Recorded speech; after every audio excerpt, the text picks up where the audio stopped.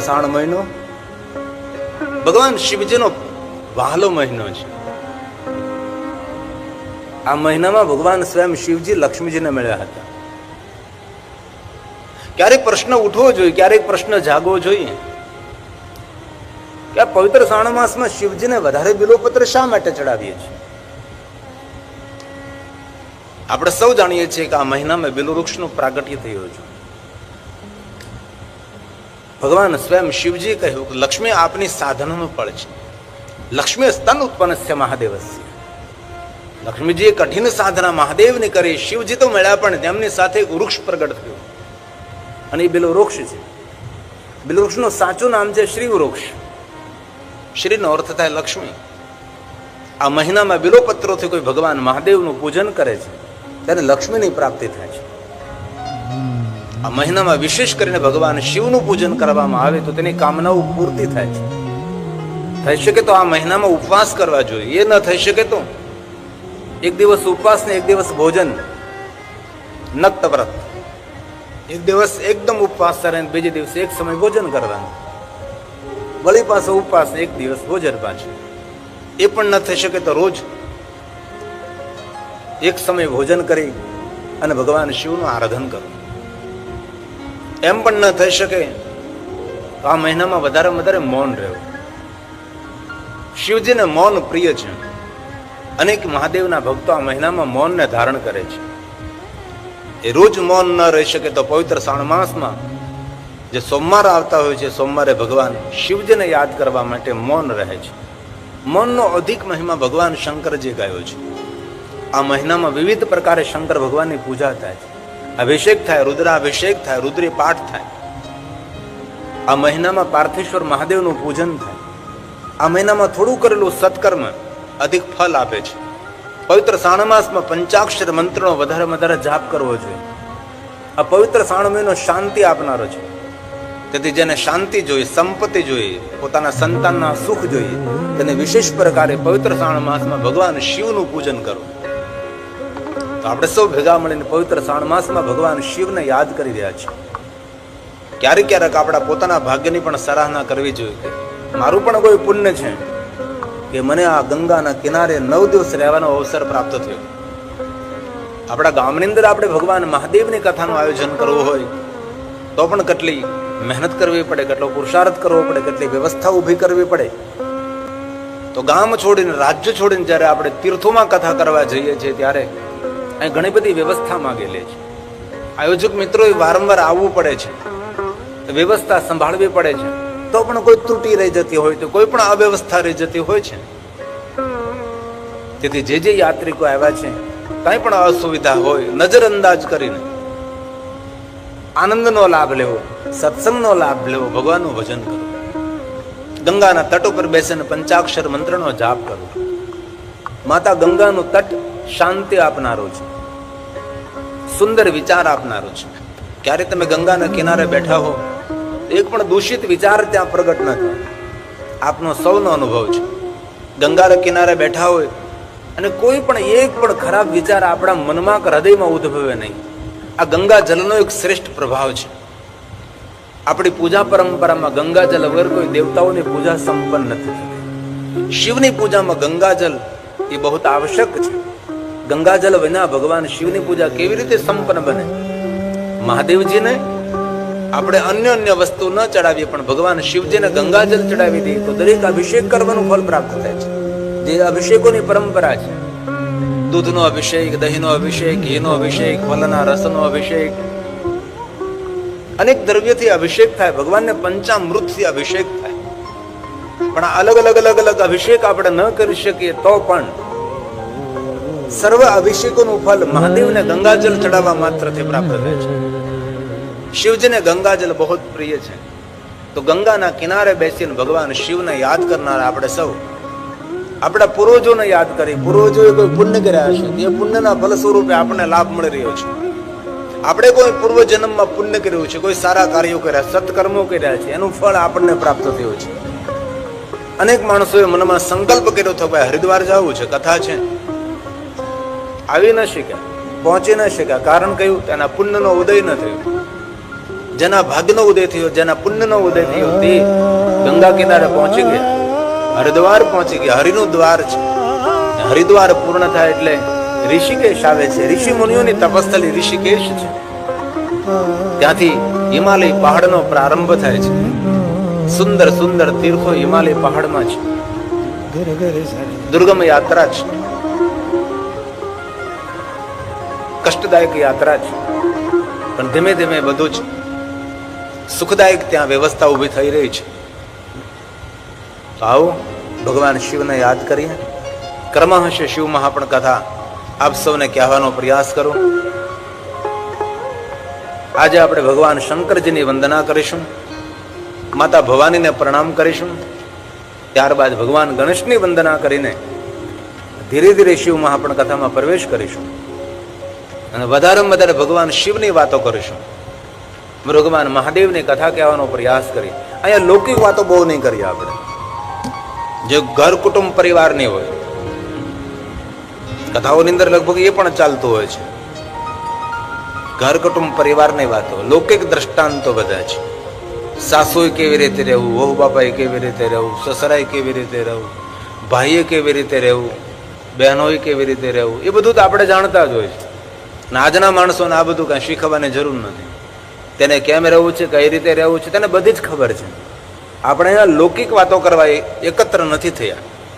આપણે અહીંયા અલૌકિક ભગવાન મહાદેવની કથા કરવા માટે એકત્ર થયા છે.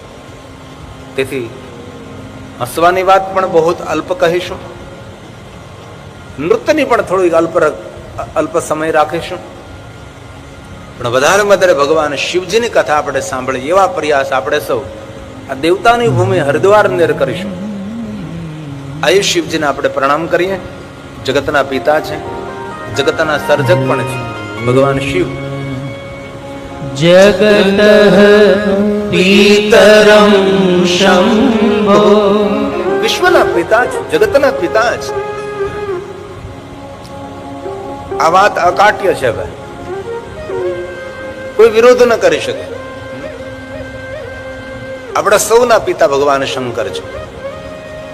પિતરમ, આપણા સૌના પિતૃ ભગવાન શિવ છે. પ્રથમ પિતા ભગવાન શિવ છે.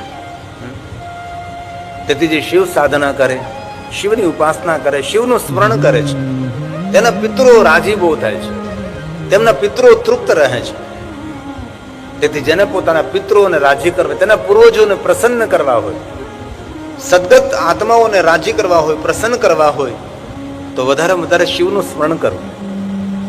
આપણો પૂર્વજ ભગવાન શિવ છે, આપણો પ્રથમ પિતા ભગવાન શિવ છે, આપણા પિતૃઓનો પિતૃ ભગવાન શિવ છે. તેથી શિવનું આરાધન કરે છે, તેના પિતૃઓ ખૂબ પ્રસન્ન રહે છે. તેથી વિશેષ પ્રકારે પૂજા ન કરી શકીએ આપણે, કોઈ વાંધો નહીં.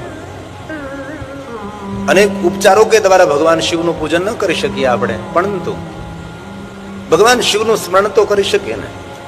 હાલતા ચાલતા, બેસતા ઉઠતા, ખાતા પીતા, ઊંઘતા જાગતા, ઘરમાં વનમાં શમશાનમાં, કોઈ પણ સ્થિતિમાં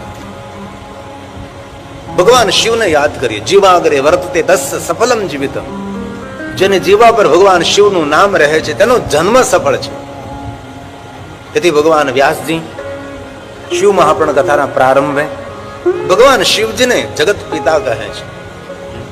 પ્રણામ કરું છું. સ્વયંભૂ છો, વિભૂ છો, પ્રભુ છો. જેનામાં પ્રભુત્વ છે, વિભુત્વ છે, જે સ્વયંભૂ છે એ ભગવાન શિવ છે. પ્રણામ કરું છું, વંદના કરું છું મહાદેવ આપની. આ ભગવાન મહર્ષિ વેદવ્યાસ રચિતા શ્લોક છે, શિવ મહાપણ ગ્રંથના પ્રારંભમાં છે. જગત પિતરમ શંભો, જગતો માતરમ શિવા, તત્પુત્ર ચ ગણાધીશમ, ન ત્વયી તદ વર્ણયામહે, ન ત્વયી તદ વર્ણયામહે. હે જગત પિતા શિવ, હે જગત માતા ભવાની, હું આપને પ્રણામ કરું છું. મારી વંદનાનો સ્વીકાર કરો. શિવ મહાપડ અંતર્ગત થોડું સંશોધન કર્યું છે કે ભગવાન શિવ જગતના પિતા છે. તેનો આધાર કયો છે? ઉત્પત્તિના શ્લોકો છે. જગતનું સર્જન કેવી રીતે થયું, જગતની ઉત્પત્તિનો દેવ ભગવાન શિવ કેમ છે, અને આપ સૌ જાણો છો તે રીતે ભગવાન શિવ જગતના રચયિતા છે. ભલે કોઈ વિચારધારા વાળા કહેતા હોય કે અમારા ભગવાને જગતની રચના કરી છે, પણ જેનો જન્મ થાય એ જગત રચયિતા ન હોય. જે અજન્મા છે તે જગત રચયિતા હોઈ શકે છે. અજન્મા કોણ છે? ભગવાન શિવ છે, જેનો કોઈ જન્મ નથી થયો, જેમનું કોઈ મૃત્યુ પણ નથી થયું. એટલા માટે શિવ મહાપડ ગ્રંથમાં કહ્યું છે, जिस प्रकार माता पिता के बिना पुत्र उत्पन्न नहीं होता, उस प्रकार शिव और शिवा के बिना चराचर जगत कैसे उत्पन्न हो सकता है? ये प्रश्नार्थ છે. અને આ શિવ મહાપડ ગ્રંથના શ્લોક છે, મેં વચ્ચેથી કાઢ્યા છે, જે જગત ઉત્પત્તિના શ્લોક છે. બહુ સુંદર વાત કરે છે, સ્પષ્ટ પ્રમાણ છે. કથા કેવી રીતે કહેવાય? કથાનો આધાર હોવો જોઈએ, પુરાણ સંમત વાત હોય. અને એક વાત તો આપણે સૌ જાણીએ છીએ, અન્ય ભગવાન બ્રહ્મ છે એના માટે ઘણા બધા સિદ્ધાંતો દેખાડવા પડે છે કે આ બ્રહ્મ છે. ભગવાન શિવ માટે કોઈ સિદ્ધાંત દેખાડવાની જરૂર નથી કે શિવ બ્રહ્મ છે, એવી ઓળખાણ કરાવવાની કોઈ જરૂર નથી. બાકી દુનિયાના કોઈ પણ ભગવાન બ્રહ્મ છે એના માટે ઓળખાણો આપવી પડે છે. તેનામાં આ લક્ષણ છે, તેના આ લક્ષણ છે, પહેલું લક્ષણ છે, તેથી આ બ્રહ્મ છે. પણ શિવ માટે એવા કોઈ લક્ષણો દેખાડવાની જરૂર નથી કે આ બ્રહ્મ કઈ રીતે છે, એ શિવ છે. આ શ્લોક ભગવાન વ્યાસ રચિત છે. જેવી રીતે માતા પિતા વગર કોઈ પુત્ર જન્મ નથી લેતો, એવી રીતે શિવ ઓર શિવા કે શિવ ઓર શિવા વગર ચરાચર જગત કેવી રીતે ઉત્પન્ન થઈ શકે છે? આ ભગવાન વ્યાસજીએ સુંદર રચના કરે છે. યથા યથા ન જાયતે પુત્ર, એકદમ સીધી વાત છે ને કે માતા પિતા વગર કોઈ પુત્ર જન્મે જ નહીં ને. પણ શિવ મહાપડ ગ્રંથમાં એક ઘટના છે એવી, જે શિલાદ મુનિના પુત્ર છે, જેમનું નામ છે ભગવાન નંદિકેશ્વર. એ મા વગર જન્મ્યા છે. બોલો કઈ રીતે જન્મ્યા છે? કારણ કે શિલાદ મુનિએ બહુ તપ કર્યું હતું. 10,000 વર્ષ સુધી તો પેલા ઇન્દ્રનું તપ કર્યું. 10,000 વર્ષ એટલે કોઈ થોડો સમય નહીં કહેવાય. અને ઇન્દ્ર પ્રગટ થયા અને ઇન્દ્રે કહ્યું તમે માગો. ત્યારે શિલાદ મુનિએ કહ્યું કે મને અયોનિજ પુત્ર જોઈએ, જે મા વગર જન્મ લે. ઇન્દ્ર કહે છે આ વાત તો મેં પહેલી વાર સાંભળે, આવું તો મેં સાંભળ્યું જ નથી. શિલાદ મુનિએ વિવાહ નહીં કર્યા હતા અને પુત્રની અપેક્ષા રાખતા હતા. કેવી અસમંજસ વાળી ઘટના છે. જ્યારે શિલાદ મુનિએ કહ્યું કે તો મને કઈ માર્ગદર્શન કરો, તમે ના આપી શકતા હોય તો. ત્યારે ઇન્દ્રે કહ્યું આવો પુત્ર હું તો નહીં, વિષ્ણુ હું, બ્રહ્મા કોઈ ના આપી શકે. જ્યારે શિલાદ મુનિએ કહ્યું કે આ દુનિયામાં કોઈ વસ્તુ અસંભવ નથી, સંભવ તો છે જ, આપ મને કઈ માર્ગદર્શન કરો. અને ત્યારબાદ ઇન્દ્રદેવી શિલાદ મુનિને માર્ગદર્શન કર્યું છે. અયોનિજ પુત્ર તો ભગવાન શિવ આપી શકે છે. તમે વિવાહ નથી કર્યા તો પણ તમારે પુત્ર પ્રાપ્ત કરવો હોય તો સ્વયં શિવ આપી શકે છે. અને પછી શિલાદ મુનિ ભગવાન શિવની ઉપાસના કરે છે અને ભગવાન શિવ સ્વયં શિલાદ મુનિના આંગણે તેના પુત્ર તરીકે પ્રગટ થાય છે, જેમનું નામ છે ભગવાન નંદિકેશ્વર. પોઠીઓ નહીં પાછો, ઘણા લોકો બંને એક સમજે છે. નંદિકેશ્વર એ શિલાદ મુનિના પુત્ર છે અને શિવજીના અવતાર છે, અને પોઠીઓ એ ધર્મનું પ્રતીક છે. વૃષભ જેને કહ્યા આપણે.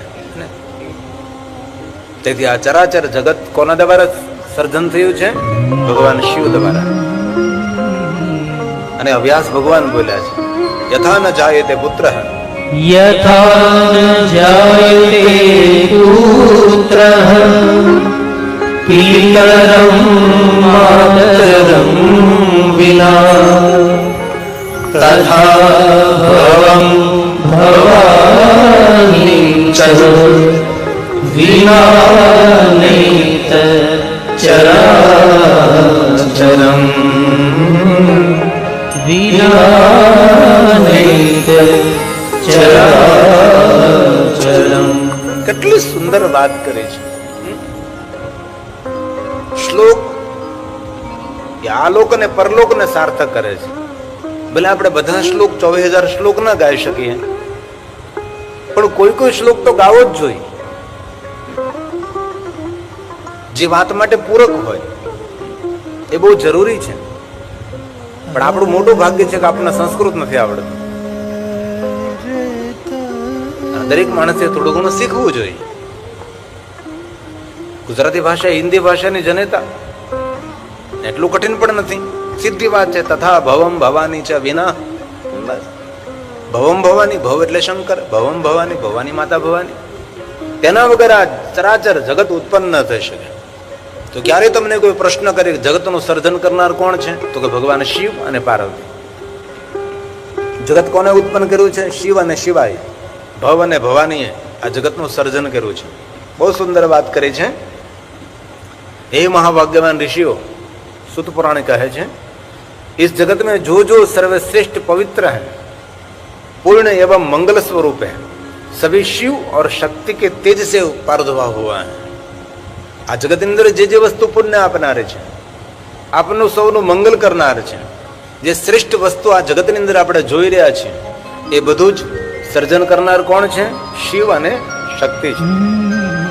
આપણા સૌનું સર્જન કરનાર કોણ છે? શિવ અને શક્તિ છે. કોણ સર્જન કરે છે? કોણ ઉત્પન્ન કરે છે? યત પરમ યત પવિત્રમ. યત પરમ યત પવિત્રમ ચ. આ દુનિયામાં જેટલી જેટલી પવિત્ર વસ્તુ દેખાય છે, જેટલી શ્રેષ્ઠ વસ્તુ દેખાય છે, સર્વશ્રેષ્ઠ જે આપણે જોઈ રહ્યા છીએ, જે જે વસ્તુ પુણ્ય આપનાર છે, જે મંગલ કરનાર છે, દરેક વસ્તુનું સર્જન કરનાર ભગવાન શિવ છે. અને શિવ અને શક્તિના તેજથી આ બધું જગત ઉત્પન્ન થયું છે. આવું શિવ મહા પણ કહે છે. દરેક પુરાણનો મત અલગ હોય, પણ તથ્ય તો એક જ હોય ને. તેથી ભગવાન વ્યાસ બોલ્યા છે. और याद રાખજો, એક એક શ્લોક પુણ્ય આપે છે. ભલે સમજાય નહીં સમજાય, આપણું ભાગ્ય છે, પણ એક એક શ્લોક આપણા અંતકરણને પાવન કરે છે. કારણ કે દેવતાઓના મુખમાંથી પ્રગટ થયેલા શબ્દો છે. આપણે જે બોલીએ છીએ આપણી માતૃભાષા ગુજરાતી બોલીએ છીએ, પણ આ દેવતાઓની લિપિ છે, આ દેવતાઓની વાણી છે. તેથી ભગવાન વ્યાસ બોલ્યા છે, યત પરમ યત પરમ યત પવિત્રમ ચ યત પુણ્યમ યત ચ મંગલમ તત્તદા મહાભાગ તયો તેજો વિજૃંભતમ.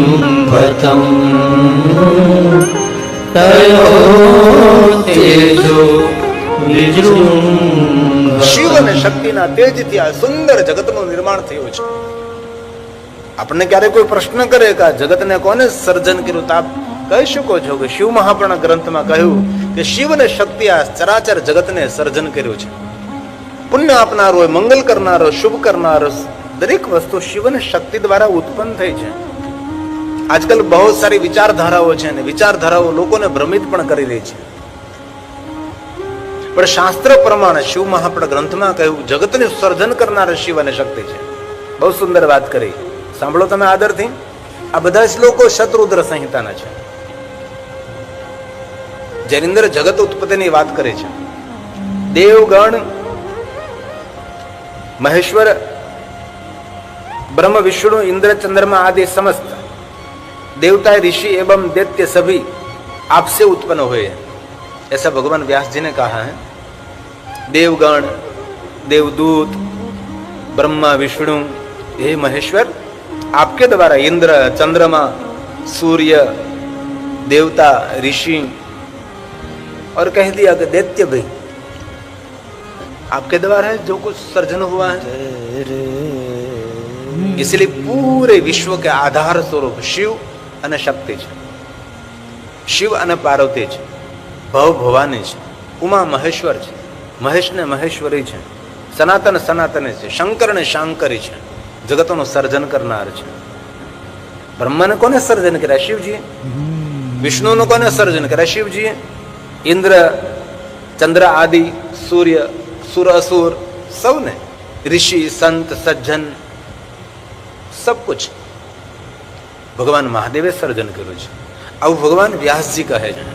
બ્રહ્મા વિષ્ણુ ब्रह्म विष्णु इंद्र चंद्रादि सुरा सर्वे महर्षयः दिव्याद्या सम्प्रस्तुता स्वतः सर्वे महेश्वर स्वतः सर्वे महेश्वर મહેશ્વર દ્વારા જગતનું સુંદર સર્જન થયું. તેથી તો કહીએ ને આપણે માતા છે પાર્વતી દેવી, પિતા દેવો મહેશ્વર. એ જગત પ્રસિદ્ધ વાત છે ને ભાઈ. હું તમને કઈ નવું તો નથી કહેતો. આપણે સૌ જાણીએ છીએ તે તમારે આગળ વર્ણન કરવાનો પ્રયાસ કરું છું. માતા છે પાર્વતી દેવી. આપણે સૌની માં કોણ છે? અને શિવપુરાણ ગ્રંથમાં એક બહુ મોટી વાત કરી છે કે જેમને પોતાની કુળદેવીની ખબર ન હોય, આ ઘણા એવા દુનિયામાં છે કે જેને ખબર નથી કે મારી કુળદેવી કોણ છે. આપણા સૌની કોઈ કુળદેવી હોય, સમાજની કુળદેવી હોય. આપણા કુળમાં જે દેવીની આપણે પૂજા કરતા હોય તેને કુળદેવી કહેવાય. જો ઘણા માણસોને ખબર ન હોય કે મારી કુળદેવી કોણ છે, એ સજ્જન માતા ભવાની મા પાર્વતીને પોતાની કુળદેવી તરીકે સ્વીકારી શકે છે. આવું શિવપુરાણમાં ભગવાન વ્યાસે કહ્યું છે. અને જેને પોતાના કુલ દેવતાઓની ખબર ના હોય, ઈષ્ટ દેવતાની જેને જાણ ના હોય, એ વ્યક્તિ ભગવાન મહાદેવને પોતાના કુળ દેવતા તરીકે સ્વીકારી શકે છે, પોતાને ઈષ્ટ દેવતા તરીકે સ્વીકારે છે. આપણા સૌના ઈષ્ટ શિવ છે, આપણા સૌની ઈષ્ટ દેવી માતા ભવાની છે. તેથી કહ્યું માતા છે પાર્વતી દેવી. माता च पार्वती देवी पिता देवो महेश्वर આપણા સૌના પિતા શિવ છે.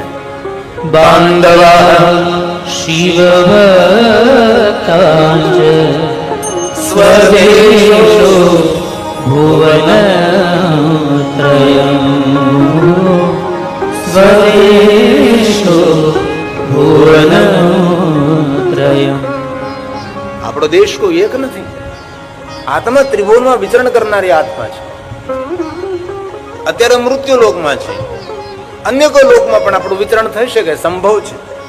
સ્વદેશો ભુવનમ ત્રયમ, તેનો ભુવન અમારે દેશ. આપણે રોજ ગાઈએ, ભગવાન શિવ અમારા પિતા છે, મા ભવાની મારી માતા. જગત પિતરો વંદે પાર્વતી પરમેશ્વર, જગત માત પિતુ શંભુ ભવાની. जगत मात पितु शंभु भवानी. हे महादेव, हे महादेव, हे महादेव. तेहि सिंगारन काहू बखानी. तेहि सिंगारन काहू बखानी. આપણા બાળકો પણ બોલતા હોય છે રોજ, તમે છો માતા છો પિતા. આપણે પણ બોલતા હોય ને. એ કોના માટે છે? ભગવાન શિવજીને લક્ષ્યમાં રાખીને તો બોલીએ ને આપણે. કોઈ ભાગશાળી એવો છે કે તેને આવડતું નહીં હોય. સ્કૂલમાંથી આપણને શીખવવામાં આવે છે. આશા રાખું છું ગંગાના કિનારે બેઠા છીએ આપણે. આપણા કોઈ પૂર્વ જન્મનું પુણ્ય છે, આપણા કોઈ પૂર્વજોનું પુણ્ય છે. એવા ઘણા માણસો ગુજરાતમાં છે કે જેને ગંગા સ્નાન નથી કર્યું ભાઈ, જે અહીંયા સુધી પહોંચ્યા જ નથી, જેનું સપનું જ રહી ગયું છે. આવા અનેક માણસો છે જેને આ ગંગા સ્નાનનો અવસર નથી મળ્યો. આપને સૌને અવસર પ્રાપ્ત થયો છે.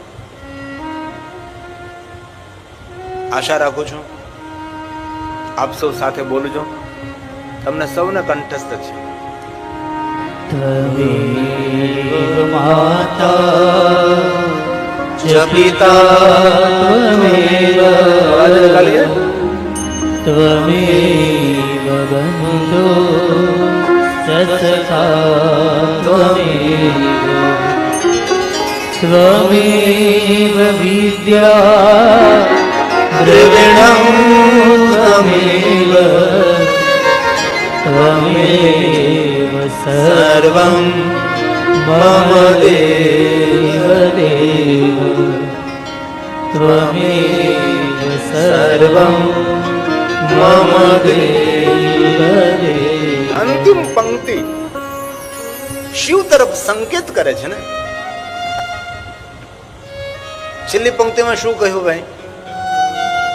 જેટલા મારા દેવ છે એવા દેવોના દેવ કોણ છે? ભગવાન શિવ છે. એ અમારા પિતા છે, જે દેવતાઓનું સર્જન કરનાર, જગતનું જે સર્જન કરનાર છે એ મહાદેવ છે. તેથી આ પ્રાર્થના કોઈ પણ સામે બોલી શકો છો તમે, એવું નથી કે ના નથી કહેતો હું, પરંતુ ખરેખર ગહેરાઈથી આપણે જોઈએ તો ભગવાન શિવને ધ્યાનમાં રાખીને આપણે બોલીએ છીએ, ભગવાન શિવ આપ અમારા પિતા છો, તમે અમારા માટે સર્વ વસ્તુ છો, અમે તમને પ્રણામ કરીએ છીએ. અમારા જેટલા વિશ્વના દેવતાઓ છે દરેક દેવતાઓના પિતા મહાદેવા આપ છો, દેવોના દેવ છો મહાદેવા, અમે પ્રણામ કરીએ છીએ. ભગવાન મહર્ષિ વેદવ્યાસજી શિવ મહાપ્રદ ગ્રંથના પ્રારંભે ભગવાન શિવની વંદના કરી છે, માતા ભવાનીની વંદના કરી છે અને ભગવાન ગણેશજીને યાદ કર્યા છે.